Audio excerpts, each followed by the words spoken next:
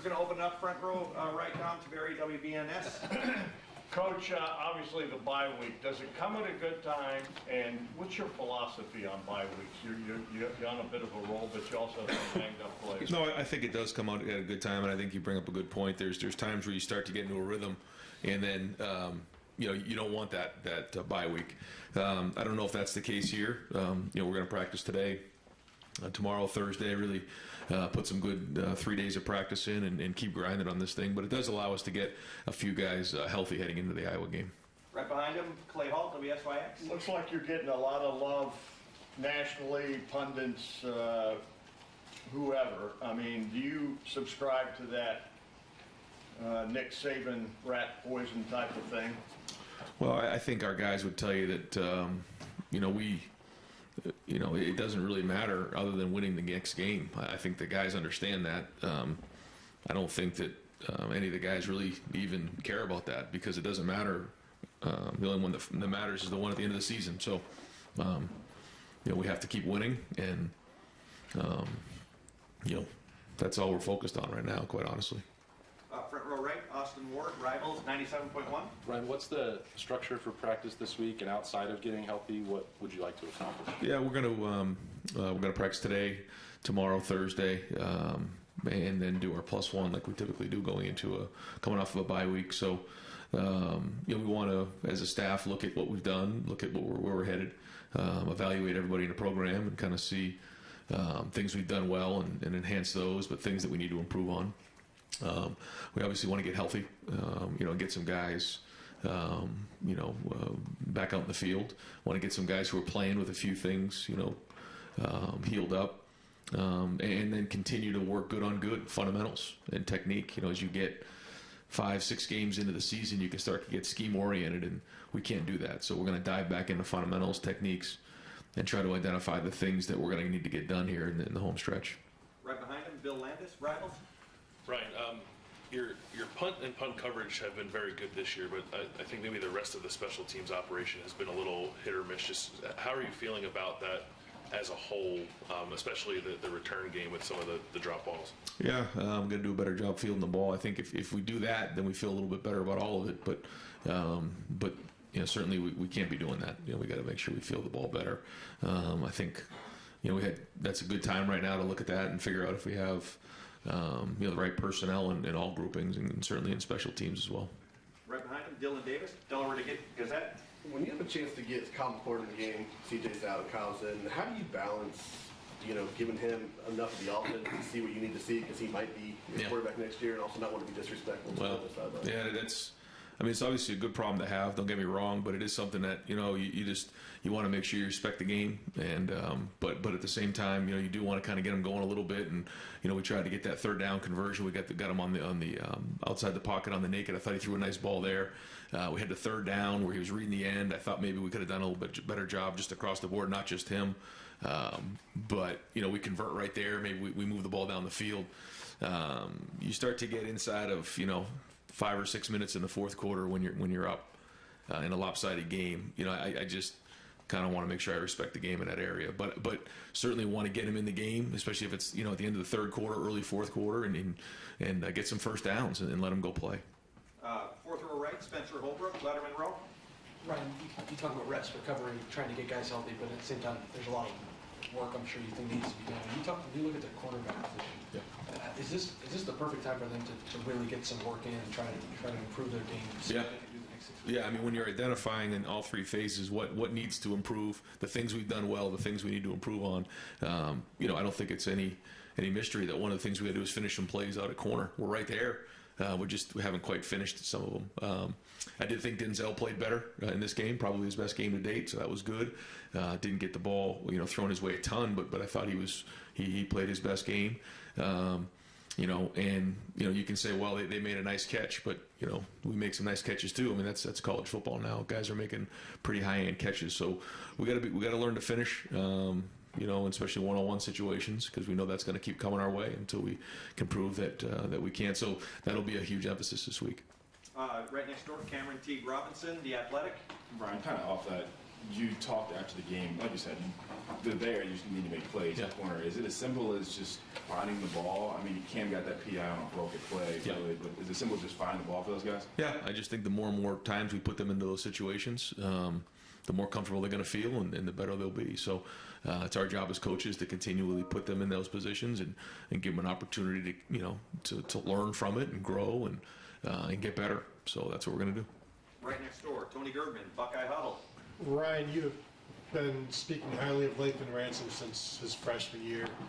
Given the 2 years that he had until now, the way he's playing now, just your thoughts as his coach on seeing that rise. Yeah, I think you're seeing, what he's capable of. He's very intelligent. He's very athletic. Has really good football IQ.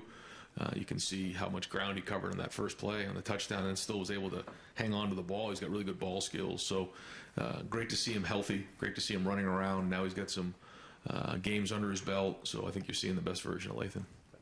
Front row right, Joey Kaufman, Columbus Dispatch. Ryan, before last week's game, you were mentioning Jordan Hancock, somebody you're hopeful to get back after the bye. If he is able to come back second half of the season, what kind of impact can he have? What did you see throughout the offseason? What sort of role do you envision for him? Well, he's, we were hoping going into the season he'd be battling for a starting position. So I guess that wouldn't really change coming off of an injury, but he's got to get back on the field and prove that, he's just got to start out by getting some games under his belt, and then we can kind of go from there. But we'll be better if he's in the lineup and, start off by providing some depth and then go from there. Front row middle, Dave Biddle, 24/7 Sports. Ryan, how would you describe your offense right now? It's just so multiple. I don't think it's as simple as calling it a spread. I mean, you guys are doing some offset I formation. I think you're doing more 12 personnel than ever, 3 tight ends more than ever. Just how would you describe your offense right now? We're trying to find different ways to attack the defense based on the guys that we have. I think when you look back 10 years ago, maybe more now, it was like the spread offense was kind of, the new thing, and that was creating a little bit of stress for the defense. And so I think maybe, defenses over time have kind of caught up to just lining up in spread sets. Actually, I know they have. And so now we're trying to find more creative ways to create new surfaces, bigger surfaces, different formations that, you're not giving them what they're working on. You're not giving them what they're practicing. And now there's a fine line there, and I think our guys, it's not easy here. We do a lot of stuff. And so guys have to be really well prepared coming in every day. It's not just we're going to run the same plays every week. We're not going to do that. But I think they enjoy that. I think they really embrace the challenge of, trying to give the defense a lot of problems. But at the end of the day, we still have our base things that we'll do that we'll line up and play. We know what our base is. We know what our identity is. But I think the guys enjoy coming in on Tuesday thinking, okay, what are the new things coming in this week? And then go putting it on the field. And it's fun. You can see the excitement of when we execute plays that we've been working on that maybe are new. You can see the excitement. They enjoy that. And I think that's a tribute to our coaches, but more importantly, our players coming in every day with the ability to go take a meeting to the field and then go put it onto the game field, because that's not easy to do. Yeah. Thank you. Right behind him, Stephen Means, Cleveland.com. I know you're not going to sit here and try to take any awards for CJ yet halfway through the year, but just halfway through his second year as a starting quarterback, what are some things you've liked, maybe some things you haven't, like just kind of evaluate what you've seen from him so far? Yeah, I think, all right, so first 6 games, I think the first thing you notice is just his movement. I think that, you could see that in the first couple games, his movement has been improved. Whether it's been, out of the pocket, doing some things that are designed or not designed, scrambling, extending plays like he had to do in the first game and a couple other games. So I think that's been good. I think his red zone play has been excellent. I think when he's had to throw the ball away, he's thrown the ball away, but he's also made some really good throws down there, which has led to us being successful in the red zone. But overall, I just think it's his leadership, his vision, his accuracy, all the above. Right behind him, Dan Hope, 11 Warriors. Ryan, I heard you say on the radio last week that, you guys have had a lot of injuries, and you've noticed that around the country, a lot of teams are having to play depth because of injuries. Do you think there's any reason why maybe there have been more injuries this year? Yeah, I don't know if I have the numbers or data to back that up. I don't, but it was something that I just kind of felt, and I don't know, but but it does, challenge your depth when you're in those types of situations. And I have been proud of the guys who had to step up, whether it's been in special teams or some different positions. Going into some games with two freshmen, corners who had never really had any experience before, or a running back position. We've had some stress at a couple positions that we've had to go play some depth, and so that's been, I think, another thing. If you're just identifying what are the things that have been positive in the first 6 games, I think we've seen some of that go on. Our depth has been challenged at different positions, and we've responded pretty well, and hopefully that can pay off here in these last 6 games of the regular season. Fourth row left, Jacob Bench, the Lantern. Yeah, hey Ryan, just going back to CJ, you mentioned, I think last week or a couple of weeks ago, he doesn't play for personal accolades, doesn't really care too much about the stats, and then he said after the game Saturday that he's dedicating the season to Dwayne Haskins. He said he writes like his cousin's name and stuff on wristbands and whatnot. Just what does it mean to you to see your quarterback play for something bigger than himself? Yeah, I think you can see it. I think the players can see it. I think you can see his attitude on the sideline. He is not concerned about statistics. I think he understands that they're gonna happen and they're gonna come, but he's focused on one thing, and that's winning and being a leader for his teammates. And when you truly play like that and just have an open heart, and I think it carries over to your team. And naturally, his stats are really good, and naturally he's playing at a high level. But that's not what he's focused on, and I think all the guys on the team have embraced that, and certainly his leadership has been felt. They understand that there's no expectations going into a game. Yeah, we hold each other to a high level. We want to play and be the best team in America. So I think that's probably what you're getting at, and it's not just about him, and it never has been, by the way. I mean, it's just the way he is and the way he's wired, and I think that's a sign of a great leader. Deep left, Brendan Gulick, Buckeyes Now on Sports Illustrated. Coach, I guess I'm just curious. I know the goal is to always have that pair and a spare where if somebody's not available, you don't have a drop-off. You guys have had a really impressive year in not having a drop-off. Have you been around another team that reminds you of the way you guys continue to just plug a hole and execute at the same level? I don't know. I haven't really thought about that. But I think one of the things that happened last year was we had so many younger guys play. So when you look at our roster right now, I mean, we have some juniors and seniors, but we also have some sophomores that are very experienced, because there was quite a few freshmen who played last season, where the year before that wasn't the case. So there was some struggles last year. There was some growing pains. I mean, it wasn't easy. It was difficult at times. But I think now you're seeing some of that experience and some of the things we worked through in the growing pains last year starting to pay off, because these guys played, and there were so many first times last season.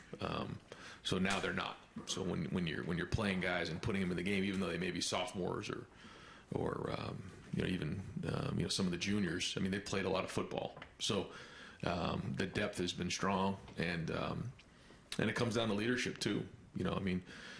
J.K. and Jair, they have to step in in Wisconsin, and they hadn't had that experience. But I think the guys around them, Ronnie Hickman and Tommy Eichenberg, and some of the guys who have played before, they put their arm around them and say, we're going to figure this thing out together. I think that's important too, and I think that's the leadership that you need when you're working through an entire season. So I think it's probably a combination of all those things.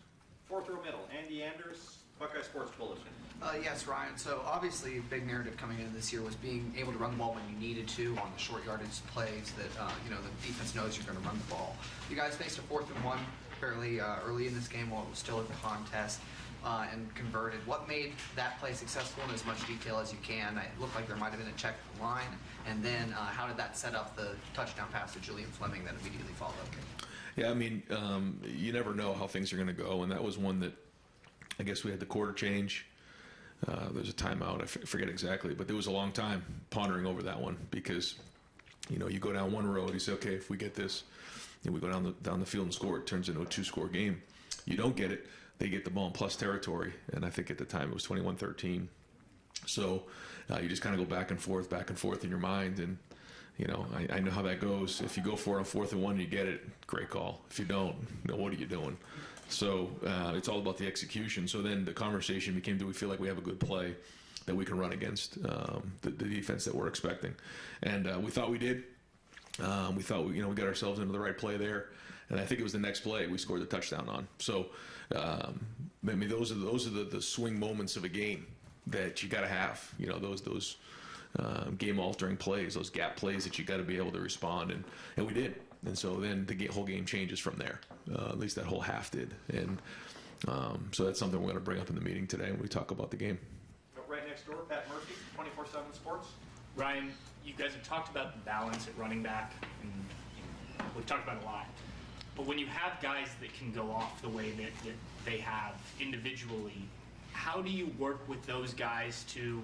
I know they're selfless and they don't mind giving up carries, but they also I assume want to be on the field as much as possible. How does that dynamic work with them, especially after they both have back-to-back big games? Well, I think that I think it's just unique. I think we've talked about this for a while, but they understand that they need each other, and they both, I don't think, are surprised when the other one's in there that they run so well, and I think they make each other better. So I thought, Dallin came in and did a nice job when he was in there. I thought when we had an opportunity to get Xavier Johnson involved, we handed the ball to Emeka. We found different ways too to spread a couple carries around, which I think is good for the offense and healthy. But yeah, when you have Mayan and Trey both in there together, that they have a couple different running styles as well, so that keeps the defense on its heels, and maybe even having a couple packages where they're both in there. So once we get them healthy, that opens up a lot of doors for us. Front row middle, Bill Rabinowitz, Columbus Dispatch. Right, I know injury timetables are hard to predict anyway, not your favorite topic, but what's your level of confidence that for the Iowa game you're going to get some of your key guys back? I mean, Mayan, Jackson, whoever else. Yeah, I mean, going into today's meeting, going through the injury report, really for a bunch of those guys, it was, the expectations that they're going to play for the Iowa game. Now, they still have to come along and they have to have a good week and all that, but that's the goal right now, is to get them, get them healthy this week and have a full week of practice next week, and those guys are ready to roll for Iowa. Are there guys that are long-term injuries that they're just not going to be back this year? Yeah, there are. There are some, like Mitchell Melton and Evan Pryor. Is that a possibility? Yeah, we're still hoping to get Cam Babb at some point. Probably not for the Iowa game, but we're hoping to get him back at some point this season. If there's anybody else, then we'll get with Jerry and try to figure out who's that. Yeah. Well, we still might be able to get him back yet later on. So I think that right now, yeah, that's probably the long term. And if there's any updates on that, we'll let you know. But right now, the rest of the guys we're expecting to have for the Iowa game, it'll be kind of based on how this week goes. Yeah. Over here to the right, Tim May, podcast, Letterman Row. Ryan, like what Dave Biddle asked you a while ago about the diversity of this offense and stuff, and like you said about the excitement of guys coming in on Tuesday, what's new? Do you ever, you and your staff, do you ever also think about